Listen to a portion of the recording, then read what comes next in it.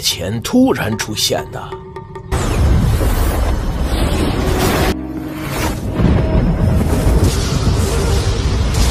黑长袍，面型凶狠，天际掠空而来。Halo para pecinta film Donghua. So, bagaimana kabar kalian? Semoga kalian dalam keadaan yang baik-baik saja. Tentunya di video kali ini bakal melanjutkan alur cerita Donghua yang berjudul Xiang Feng Jian Yulu part ke-7. Dikarenakan memang series ini lumayan lama tertunda dan kita lanjutkan, oke? Dan pastinya buat kalian yang belum menonton part sebelumnya ataupun lupa dengan alurnya, silahkan cek di bawah deskripsi video ini, oke? Langsung saja kita mulai.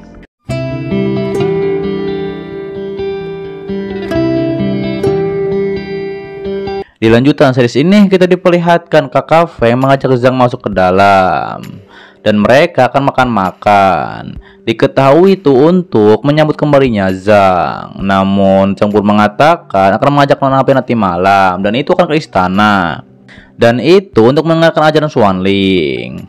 Kemudian di malam harinya Zhang dan Nona Bai pun masuk ke dalam istana.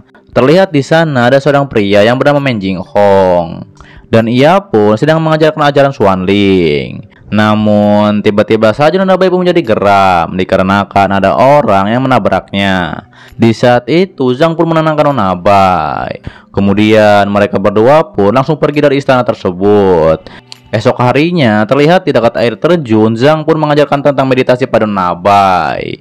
Ia juga mengajarkan ilmu pedang pada Nona Bai. Setelah hal tersebut orang-orang di sekte pun mendengar ada murid baru Zhang yaitu Nona Bai. Mereka pun langsung saja berkerumun untuk melihat kecantikan dan pesona Nona Bai.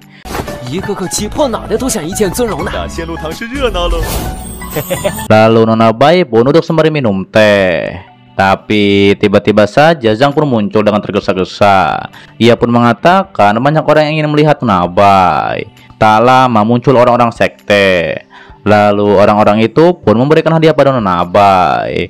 Setelah hal tersebut terlihat orang-orang pun mengantri. Dan itu untuk memberikan hadiah pada Nona Bai. Zhang yang melihat hal tersebut dia pun menjadi bingung.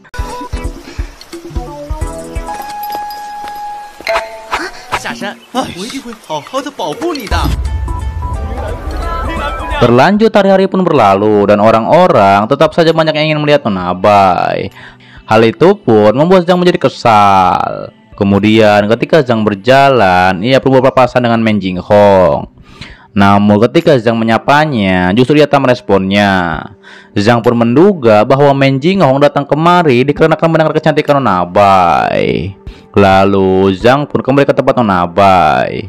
Kembali kepada Nona Bai, ia pun disapa oleh Men Jinghong. Di situ Jinghong pun memperkenalkan dirinya, yaitu murid pertama dari kuil Changzi. Nona Bai yang mendengar hal tersebut, ia pun menjadi terkejut. Terlebih Jinghong juga menanyakan apakah benar-benar Nona Bai murid pertama Zhang. Di saat itu Zhang pun muncul dan membenarkan hal tersebut. Namun terlihat Jinghong justru meremehkan Zhang dikarenakan posisi Zhang di sekte tak terlalu tinggi. Namun bukannya Zhang melawan, ia pun malah membenarkan hal tersebut. Ditambah lagi Zhang juga mengatakan bahwa ia juga tak memiliki cukup dana. Pada akhirnya Zhang dan Men Jinghong pun akan bekerja sama. Dan itu sebagai satu yang pintar dan yang satu yang bijak. Sementara itu Nona Bai juga setuju akan hal tersebut. Tapi Nona Bai pun heran kenapa Zhang terima saja ketika ia direndahkan. Lalu Nona Bai pun memuji Jinghong dikarenakan ia sebagai pemimpin muda kuil. Terlihat di situ Nona Bai juga menggunakan rayuan iblisnya untuk menggoda Men Jinghong. Hal itu pun membuat Men Jinghong menjadi senang dan ia pun tertawa lepas. Lalu Zhang pun menghampiri Men Jinghong. Ia pun meminta agar orang-orang ini dibubarkan dikarenakan mengganggu. Pada akhirnya Men Jinghong pun menyuruh para pengikut menulis kitab. Dan itu akan diserahkan kepada Zhang. Setelah hal tersebut mereka semua pun pergi. Lalu Zhang pun berterima kasih akan hal tersebut. Kemudian mereka bertiga pun pergi ke rumah Zhang. Di malam harinya terlihat di situ Men Jinghong pamit pada Nona Bai. Setelah itu terlihat Zhang pun penasaran tentang siapa sebenarnya Men Jinghong. Setelah itu Zhang pun bilang pada Nona Bai agar ia berpegang teguh pada hati murni Tao. Nona Bai pun mengerti tentang hal tersebut. Di saat itu Nona Bai pun membandingkan antara Men Jinghong dan Zhang. Namun pada akhirnya ia menyukai Zhang. Berpindah kepada Men Jinghong, terlihat ia pun marah dikarenakan Nona Bai acuh tak acuh padanya. Sontak ia pun menduga ini pasti karena Zhang. Di keesokan paginya, Zhang pun keluar dari rumahnya dan ia pun langsung menyapu halaman. Tapi tiba-tiba saja muncul dua pria, yang salah satunya mengatakan sebulan lalu Zhang ada di Hongzhou, dan itu untuk menangkap iblis. Namun Zhang mengatakan ia tak bisa menangkapnya. Hal itu pun membuat mereka menyalahkan Zhang, dikarenakan membiarkan iblis tersebut lepas. Ternyata mereka diperintahkan oleh Tuan Aula untuk menangkap Zhang, dan mereka juga akan memenjarakan Zhang. Diketahui yang ingin memenjarakan Zhang adalah Men Jinghong. Lalu Zhang pun mengatakan ia siap dihukum dan akan pergi ke Gua Tixia. Sebelum pergi, Zhang pun berpamitan pada Nona Bai. Ia juga mengatakan akan kembali setelah 4 hari. Kemudian Zhang pun masuk dalam Gua Tixia dan ia akan dijemput setelah 4 hari. Kemudian di dalam Gua Tixia, Zhang pun mengatakan ia akan mengingat pelanggaran ini. Terlebih Zhang juga akan bermeditasi di dalam Gua Tixia. Lalu Zhang pun langsung bermeditasi dan ia pun bersatu dengan alam agar ia menjadi lebih tenang. Setelah hal tersebut terlihat di dalam mimpi Zhang, ia pun terjebak di lingkaran arai. Ditambah lagi arai tersebut pun menyerangnya. Namun tiba-tiba saja gurunya pun muncul dan menyelamatkan Zhang. Di saat itu gurunya pun mengingatkan Zhang tentang kata-kata yang ia ucapkan. Dan pada akhirnya gurunya pun berhasil menghancurkan arai tersebut. Lalu Zhang pun terbangun dan ia pun mengingat tentang gurunya. Tapi tiba-tiba saja ia menjadi lapar. Namun ia melanjutkan meditasinya. Setelah itu ia pun melihat Pak Ayam dan mengejarnya. Zhang berpikir itu adalah halusinasinya. Namun ia pun tetap memakannya. Dan ternyata itu adalah ulah Nona Bai. Terlihat Nona Bai juga membawa kunci gua tersebut. Dan ia pun mengatakan bahwa Men Jinghong benar-benar jahat. Namun di sisi Zhang ia tetap tak mau melawan Men Jinghong. Pada akhirnya Nona Bai pun menjadi kesal akan hal tersebut. Dan ia pun kembali mengunci Zhang. Namun ketika Zhang rebahan di goa, tiba-tiba saja muncul Kakak Feng.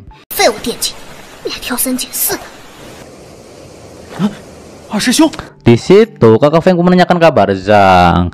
Ia juga membawa Pak Ayam untuk Zhang. Pada akhirnya Zhang pun memakannya dan berterima kasih pada Kakak Feng. Namun setelah itu Zhang pun bosan memakan Pak Ayam dan ia justru memilih tidur. Kemudian 4 hari pun telah berlalu dan Zhang pun dikeluarkan dari goa. Lalu ketika di perjalanan menuju sekte, Zhang pun mendengar kabar pembunuhan. Diketahui pembunuh itu cukup sulit dilacak dan kemungkinan itu adalah hantu. Mendengar hal tersebut, Zhang pun menjadi terkejut dan ia pun langsung pergi. Berpindah pada Nona Bai, ia pun terlihat melamunkan Zhang. Tapi tiba-tiba saja Zhang pun muncul. Ia pun mengatakan ia ingin turun gunung dikarenakan ia menemukan iblis pembunuh. Di situ Nona Bai pun akan menemani Zhang. Pada awalnya Zhang melarangnya, tapi Nona Bai pun meyakinkan Zhang bahwa ia juga adalah murid Xian Lutang. Dan pada akhirnya Zhang pun memperbolehkan Nona Bai ikut. Setelah hal tersebut, Nona Bai dan Zhang pun menuju sekte. Lalu mereka berdua pun bertemu dengan Men Jinghong. Men Jinghong bilang jangan salahkan ia dikarenakan Zhang dipenjara, dikarenakan Zhang sendiri yang telah membuat kesalahan.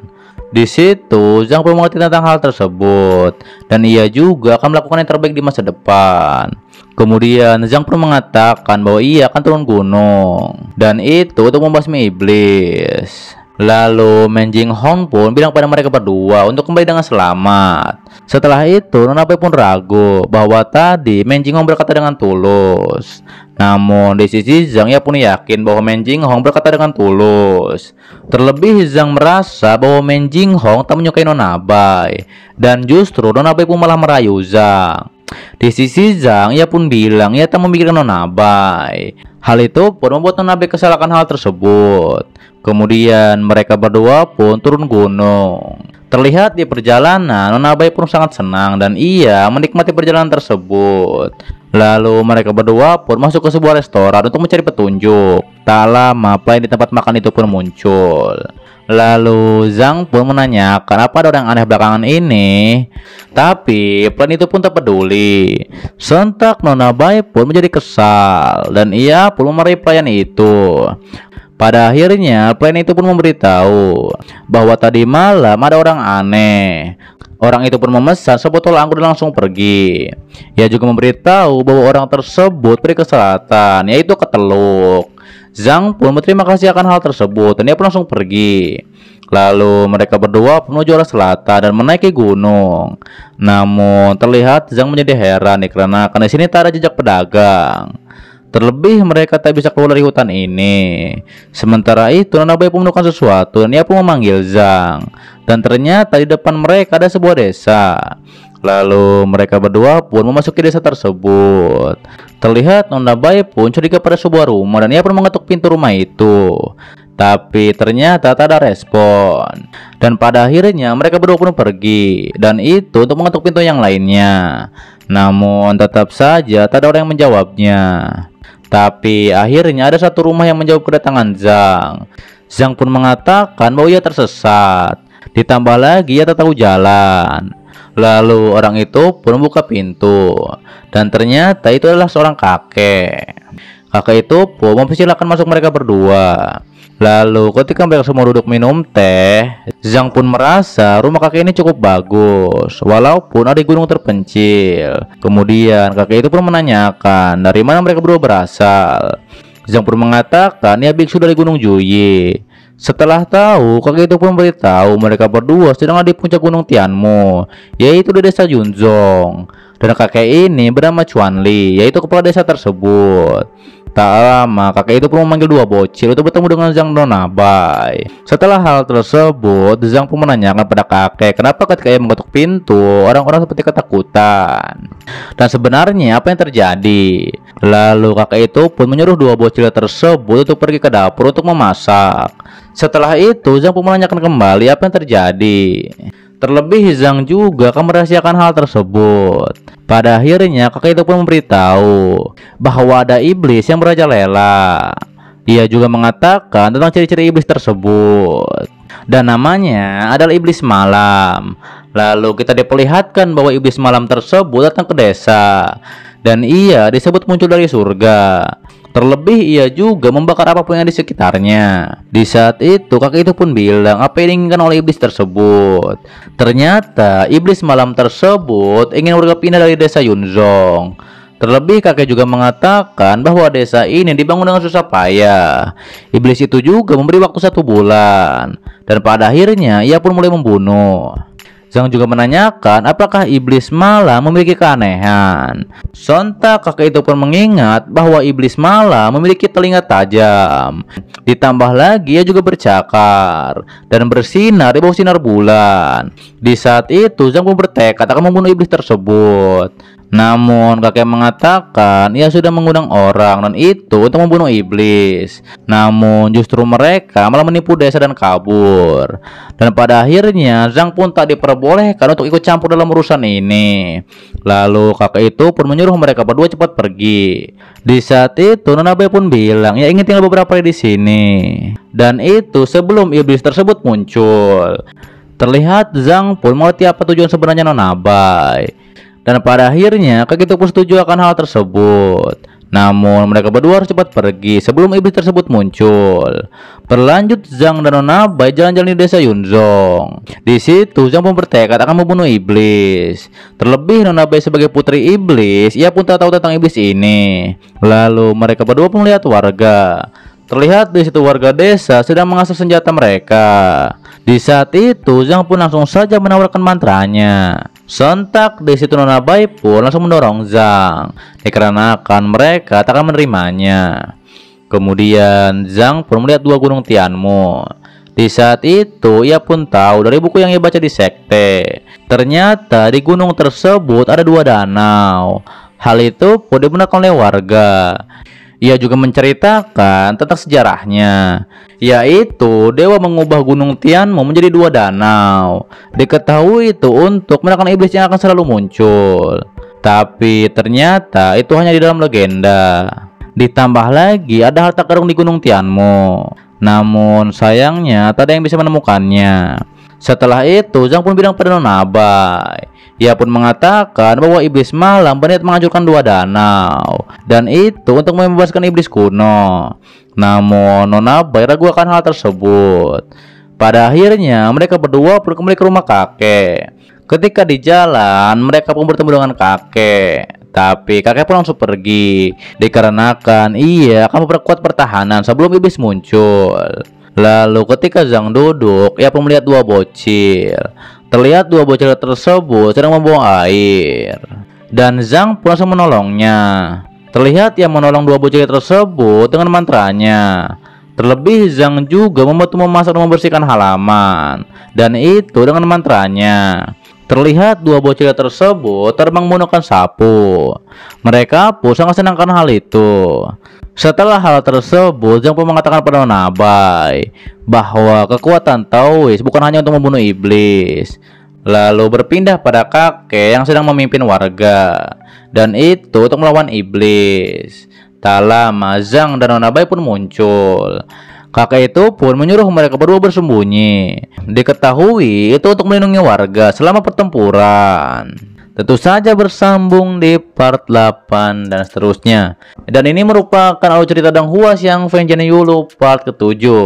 Dan untuk part sebelumnya kalian bisa menontonnya di playlist gitu ya, dikarenakan memang sudah disiapkan. Tapi tenang saja, untuk series Xiang Feng Jian Yulu itu ada 70 episode. Dan admin akan membahasnya sampai ending dari season 1, yaitu sampai 70 episode. Palingan sekitar 3 part lagi itu nyampe ke 70 episode, dan ini baru episode 40 gitu ya. Dan terima kasih buat kalian yang selalu menonton video ini sampai habis dan selalu mensupport channel admin. Dan untuk video selanjutnya juga masih membahas series ini. Untuk itu tetap subscribe, dan juga yang belum subscribe silahkan subscribe. Jangan lupa loncengnya juga, oke? Ditambah lagi admin mohon maaf kalau misalnya ada salah kata ataupun hal yang kurang di cerita ini gitu ya. Untuk itu silahkan yang belum subscribe silahkan subscribe, dan itu bisa di kanan atas ataupun di bawah juga banyak video yang lainnya, silahkan disimak kembali. Sampai jumpa kembali di video selanjutnya. Till next time and goodbye.